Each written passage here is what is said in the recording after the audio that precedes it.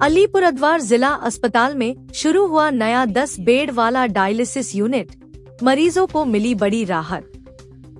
नमस्कार दर्शकों, राष्ट्रीय चिकित्सक दिवस के दिन अलीपुरद्वार जिला अस्पताल में 10 बिस्तरों वाला नया और आधुनिक डायलिसिस यूनिट शुरू किया गया है।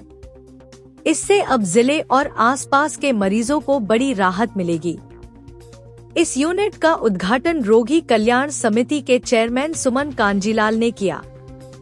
इस मौके पर अस्पताल के सुपीरियर और अन्य डॉक्टर भी उपस्थित थे। जानकारी के अनुसार इस नए यूनिट में 10 डायलिसिस मशीनें लगाई गई हैं, जिनमें से 2 मशीनें पॉजिटिव मरीजों के लिए अलग रखी गई हैं। उम्मीद किया जा रहा है अब हर दिन करीब 40 मरीजों को डायलिसिस की सुविधा मिल पाएगी। गौरतलब है कि पिछले 6 महीनों से यह सेवा लगभग बंद थी।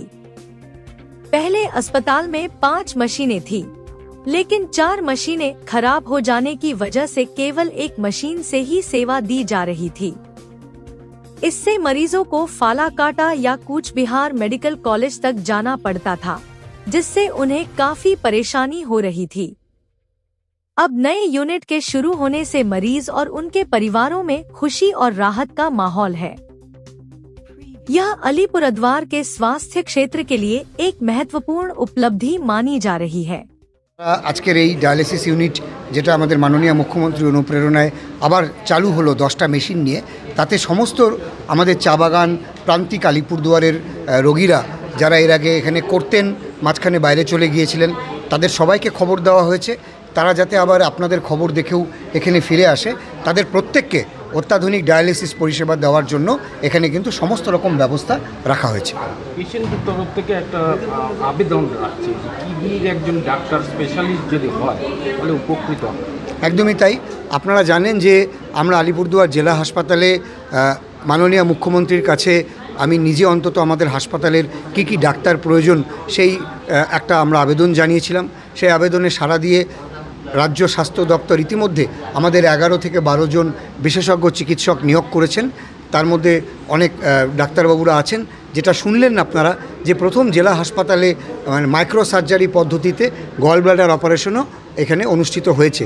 এটা আমাদের কাছে একটা মাইল ফলক এবং এক্ষেত্রে কিডনি বা নেফ্রোলজিস্ট যে ডাক্তার সেটাও আমাদের কাছে খুব প্রয়োজনীয়। আমরা আবারও এটা চাইব যে আমরা পূর্ণাঙ্গ সময়ের একজন নেফ্রোলজিস্ট যাতে এখানে আমরা পেতে পারি।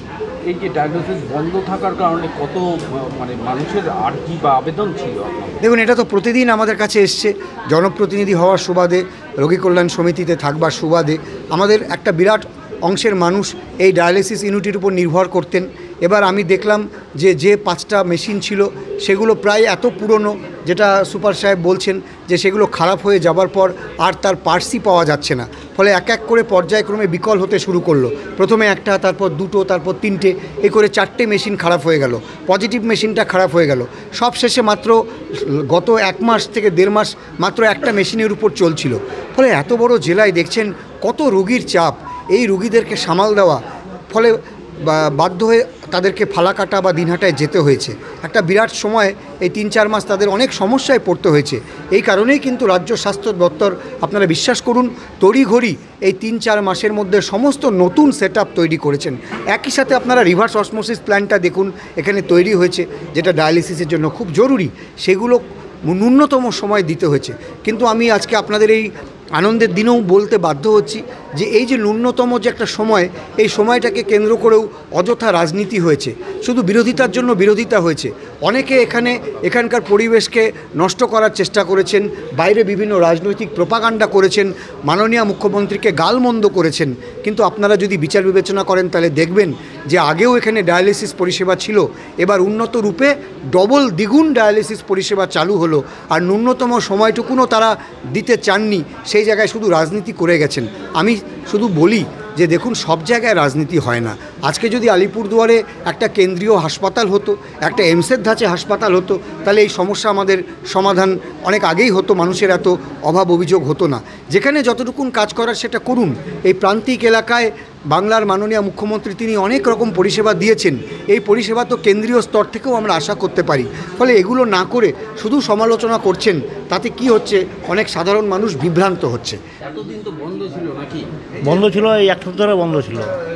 কতটা সমস্যা হয়েছে? বিশাল সমস্যা। আমার তো রোববার দিন অসুবিধা হয়েছে, পরে গেলাম শিলাপ নার্সিংহোমে কুচবিহার, ওখানে রাত্রি 9টার সময় করে বাড়িতে 1:30টার সময় আসছি।